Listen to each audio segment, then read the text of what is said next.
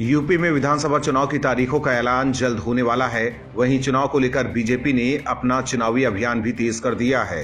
मैदान में सीएम योगी आदित्यनाथ से लेकर पीएम मोदी और गृह मंत्री अमित शाह भी हैं। ताबड़तोड़ रैलियों का दौर जारी है।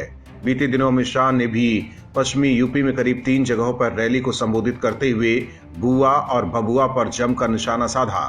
वहीं योगी आदित्यनाथ का फोकस भी पश्चिमी यूपी पर बना हुआ है। पश्चिमी यूपी की 73 ऐसी सीटें हैं जहां पर किसान आंदोलन का प्रभाव देखने को मिल सकता है और बीजेपी के लिए ये सीटें जीतना बेहद जरूरी है। इन 73 सीटों की बदौलत ही योगी आदित्यनाथ एक बार फिर लखनऊ पहुंच सकते हैं। लिहाजा बीजेपी पश्चिमी यूपी में सबसे ज्यादा जोर लगा रही है। हालांकि पश्चिमी यूपी में किसान आंदोलन के बाद भी बीजेपी मुकाबले से बाहर नहीं है। विपक्ष को लग रहा था कि किसान आंदोलन की वजह से बीजेपी को यहां मात दी जा सकती है।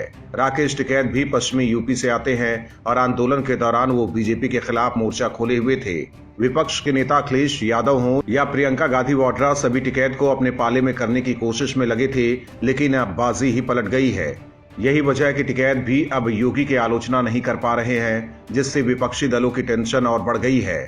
दरअसल पीएम मोदी के कृषि कानून वापस लेने के बाद एक बार फिर किसानों का विश्वास बीजेपी पर बढ़ गया है और इसका फायदा विधानसभा चुनाव में बीजेपी को मिल सकता है। राजनीतिक जानकारों का भी यही मानना है कि एक वक्त पर जाट बिरादरी बीजेपी से नाराज थी, लेकिन कृषि बिल की वापसी के बाद उनका भी मन धीरे धीरे बदल रहा है। जाट समुदाय योगी के शासन में कानून व्यवस्था दुरुस्त होने से बेहद खुश हैं। इसीलिए पश्चिमी यूपी के 15 जिलों पर किसान आंदोलन का उतना प्रभाव अब नहीं दिख रहा है। इन समीकरणों को देखते हुए ऐसा लगता है कि किसान आंदोलन के बाद भी बीजेपी की स्थिति पश्चिम यूपी में कमजोर नहीं है, जितने विपक्ष दावे कर रहा है। खासतौर पर दिल्ली मेरठ एक्सप्रेस वे, जेवर एयरपोर्ट जैसे प्रोजेक्ट्स के जरिए बीजेपी ने अपनी पकड़ मजबूत की है। इसके अलावा कई ऐसे प्रोजेक्ट हैं जिसका शिलान्यास मोदी और योगी आने वाले दिनों में करने वाले हैं।